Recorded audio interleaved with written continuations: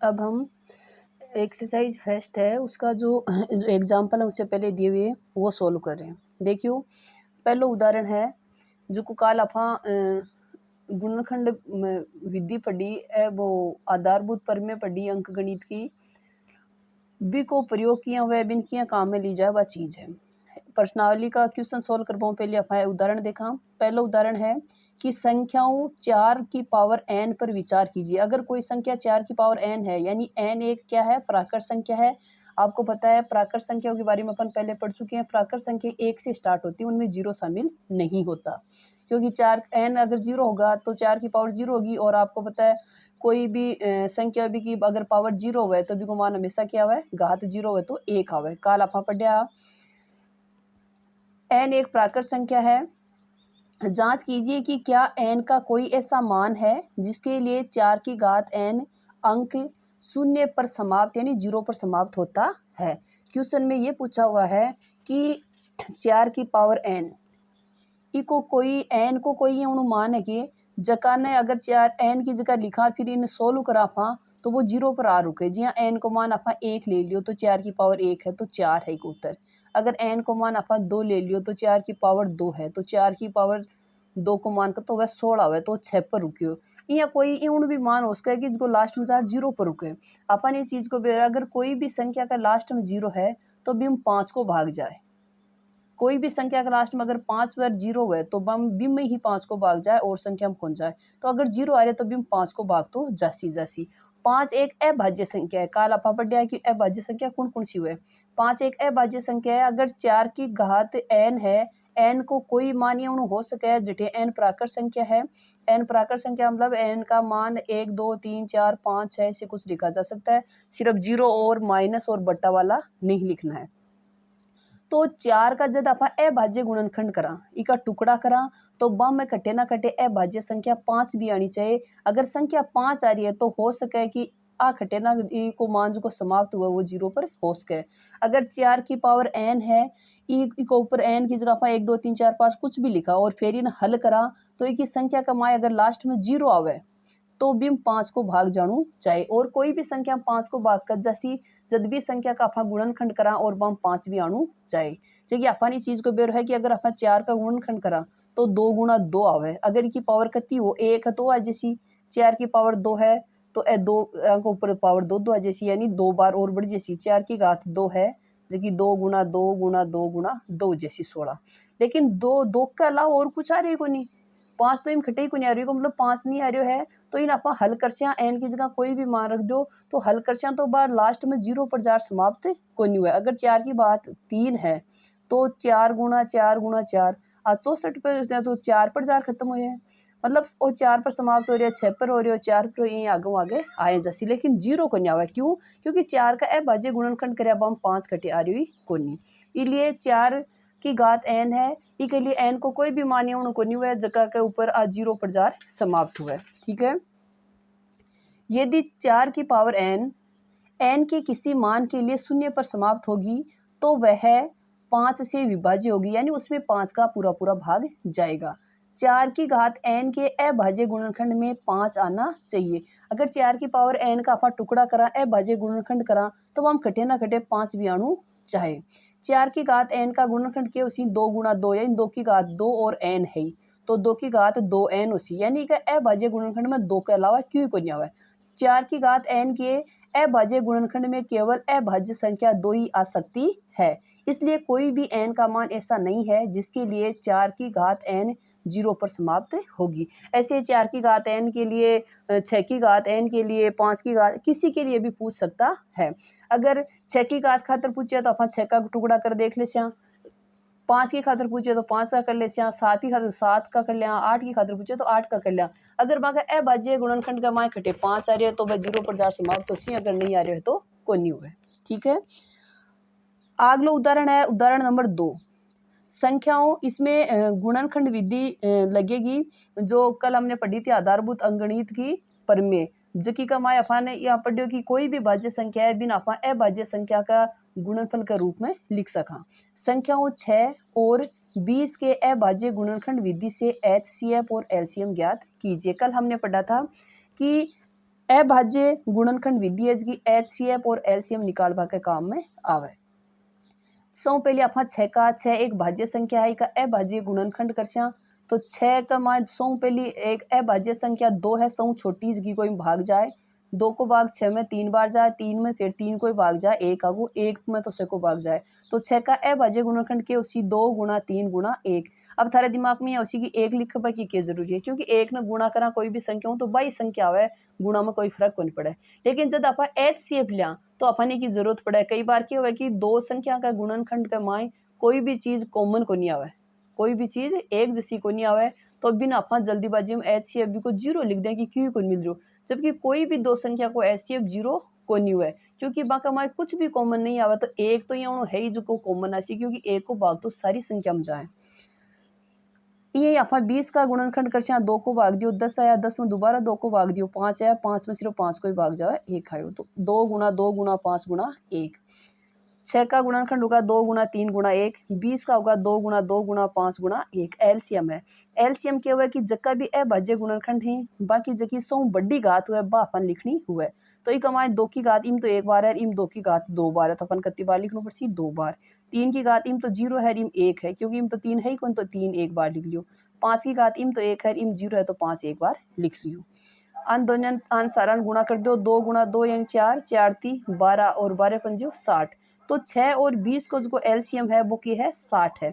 60 को मान देखो 60 और एलसीएम है जो आ दोनों संख्या हमेशा छोटो आसी और आ दोनों संख्या को इम भाग जासी।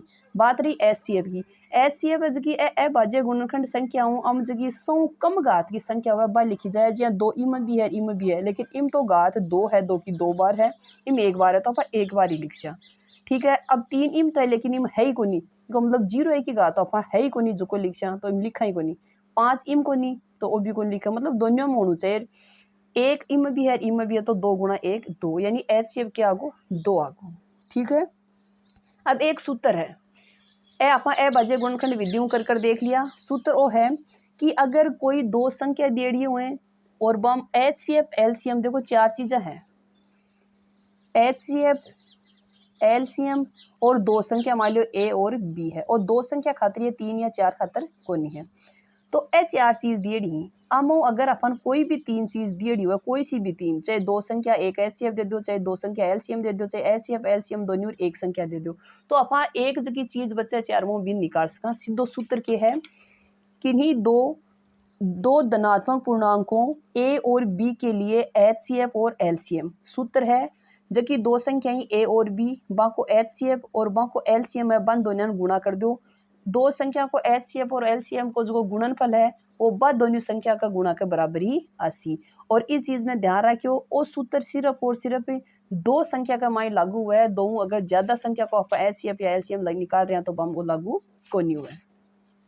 ठीक है, अगला उदाहरण है, उदाहरण नंबर 3 है, अभाज्य गुणनखंड विधि द्वारा 96 यानी 96 और 404 का HCF ज्ञात कीजिए और फिर इनका LCM ज्ञात कीजिए। अब HCF ज्ञात कर लिया गुणनखंड विधियों, फिर आपने जो सूत्र आप भी पढ़ो वो लगा रहा LCM ज्ञात कर ले। 96 का गुणनखंड कराया 2 को भाग दियो 96 में, 48 आया, 48 में 2 को भाग दिया 24, 24 में 2 को भाग दिया 12, 12 में 2 को भाग दिया 6, 6 में 2 को भाग दियो 3, 3 में 3 को भाग दियो 1।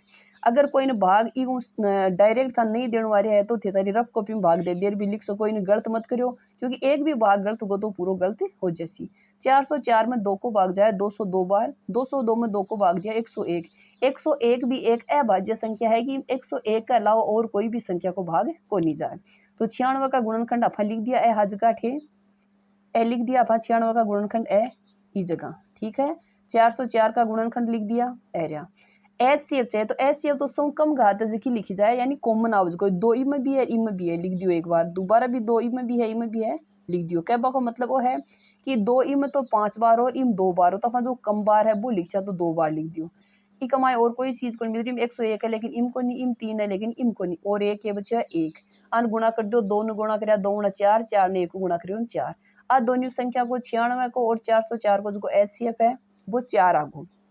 अब आप एक अभी थोड़ी देर पहले एक सूत्र पढ़ो, हम जानते हैं कि अगर दो संख्या A और B हैं, आपको LCM और बा को HCF ने गुणा करे वो गुणनफल बाद दोनों संख्या का गुणनफल के बराबर ही आवे। तो एलसीएम को अपन वेरो कौन, क्योंकि एलसीएम अपन कराऊँ पूछे है कि इनका एलसीएम भी ज्ञात कीजिए। तो एलसीएम तो अठी लिख दियो। एचसीएफ का गुणम है बराबर का अठली साइड में जाता है कि हम चलो जैसे भाग में, तो 96 गुणा 404 भाग दियो 96 एचसीएफ 96 और 404 को एचसीएफ है कतो 4 है, तो ठेके लिख दियो 4। 404 में जी 4 को भाग दियो कतो आयो 101 और 101 ने 96 गुणा करे तो कतो आगो 9696। अगर कोई गुणा नहीं करना आवे तो देख लो। 101 ने 96 से गुणा करो, 6 ने 1 से गुणा करो 6, 6 ने 0 गुणा कर तो 0, 6 ने 1 को गुणा करो 6, 9 ने 1 को गुणा कर 9, 9 ने 0 गुणा करो 0, 9 ने गुणा करो 1 9। आन जोड़ लो 6 0 9 9 6 0 6 और 9 एक ऊपर कोई संख्या को नहीं तो 9, तो 9696। तो आंको जो एलसीएम है वो कहता है 9696। इम अपन ए जोड़ बाकी गुणा भाग करने की जरूरत को नहीं, सीधो सूत्रों भी आगो। अब थे आ चीज चेक भी कर सको कि एलसीएम है जो को तो आगो 9696 एचसीएफ है 4, आ दोनों गुणा कर लो और आ दोनों संख्या गुणा कर लो बराबर 80। कहबा को मतलब है कि 9696 जो को एलसीएम है बिन और जो को एचसीएफ है 4 बन गुणा कर लो, या जो की दोनों संख्या 96 और 404 अन गुणा कर लो, दोनों चीज बराबरी 80। अगला उदाहरण है उदाहरण नंबर 4। ये इस एक्सरसाइज का लास्ट उदाहरण है, इसके बाद में एक्सरसाइज स्टार्ट हो जैसी। उदाहरण नंबर 4 है संख्या 6, 72 और 120 का अभाज्य गुणनखंड विधि द्वारा एचसीएफ और एलसीएम ज्ञात कीजिए। अब की बार थोड़ा सा चेंज करिए कि संख्या 2 की जगह 3 दिएड़ी है। तरीको वही है, गुणनखंड विधि को 3 दे दो, संख्या 4 दे दो, 5 दे दो, अभाज्य गुणनखंड करो। और जो को नियम है बी के अनुसार अगर एचसीएफ है तो सौ कम घात है बिन गुणा कर लो, एलसीएम है तो सौ ज्यादा घात है बिन गुणा कर लो। 72 का गुणनखंड कर रहे हैं आप अभाज्य गुणनखंड। 72 में 2 को भाग दियो 36, 36 में 2 को भाग दियो 18, 18 में 2 को भाग देशा 9, 9 में 2 को तो भाग जाएगा निबी के बाद में अभाज्य संख्या 3 आवे तो 3 को भाग देशा तो 3, तो 6 है 6 को अपन सीधे लिख लियो 2 गुणा 3 गुणा 1। 72 को ए लिख दिया अभाज्य गुणनखंड। 120 है सौ पहली सौ छोटी अभाज्य संख्या 2 है तो शुरुआत अपन 2 ही करा, 2 को भाग दिया जते जा जाते बाद में भी अगली संख्या को दिया फिर भी अगली संख्या को। 2 को 120 में भी गयो फिर 60 में भी जाए 30 में भी जाए। अब 30 में 2 को भाग दियो ना 15 आगा, 15 कमाए 2 को भाग कौन जाए कता को देशा 2 का अगली अभाज्य संख्या कौन है 3 है, 3 को भाग दियो तो 5 आया, 5 कमाए 3 को भाग कौन जाए तो तीनों अगली अभाज्य संख्या कौन है 5 है, तो 5 में 5 को भाग दियो ना 1 आगो। अब एलसीएम निकालना है 6 को 72 को और 120 को, तो जो को ई कमाए 2 है तो 2 की सौ ज्यादा बड़ी घात कौन सी कमाए 2, ई में भी 3 बार है, ई में भी 3 बार है तो 3 बार लिख दियो। फिर 3 है तो आ 3 में 3 है लेकिन सौ ज्यादा बार कौन सा में ई में 3 2 बार है तो 2 बार लिख दो। फिर 5 हम 2 में तो है ही कोई, 1 में तो 1 बार लिख दियो और 1 से में है 1 तो लिखो चाहे मत लिखो, क्योंकि एलसीएम में फर्क कौन पड़ा है एचसीएफ में पड़ा है। एचसीएफ में भी जद फर्क पड़ा है जब कुछ भी कॉमन नहीं आ रहा है। अनुसार गुणा कर दो 2 की घात 3, 3 की घात 2 यानी 2 तो 3 बार है, 3 2 बार है और 5 1 बार है। अन गुणा कर तो आप 360 80, 2 ने 2 गुणा कर 4, 4 ने 2 गुणा कर 8, 8 ने 3 गुणा कर 24, 24 ने 3 गुणा कर 72 और 72 ने 5 गुणा कर 360। अब बात रही एचसीएफ की, तो वो 2 है 200 छोटी घात कौन सी है इम है, क्योंकि इम 2 की घात 1 ही है तो 1 बार लिख दियो। 3 भी सौ छोटी कौन सी है इम भी है, इम भी है, दोनों में 1 1 बार है तो 1 लिख दियो। 5 दुनिया में है ही कोनी, ठीक है 1 लिख दियो। 3 दूनी 6, 6 ने 1 को गुणा कर 6, तो इको एचसीएफ तो 6 है, एलसीएम आया है 360। जो कि मोस्ट इम्पोर्टेंट बात है कि जो को अपन वो सूत्र लगा रहा वो एलसीएम एचसीएफ गुणा लो दोनों संख्या का गुणनफल के बराबर हुआ है, और 2 संख्या में लगा 3 संख्याओं का गुणनफल है वो उनके एचसीएफ और एलसीएम के गुणनफल के बराबर नहीं होता है। 2 संख्याओं का जो गुणनफल है वो उनके एचसीएफ और एलसीएम के बराबर होता है, 3 संख्याओं का गुणनफल उनके एचसीएफ और उनके एलसीएम के बराबर नहीं होता है। अब हम अपनी अगली क्लास में अगले वीडियो में अपन अपनी एक्सरसाइज के जो क्वेश्चन है वो सॉल्व करेंगे, ठीक है।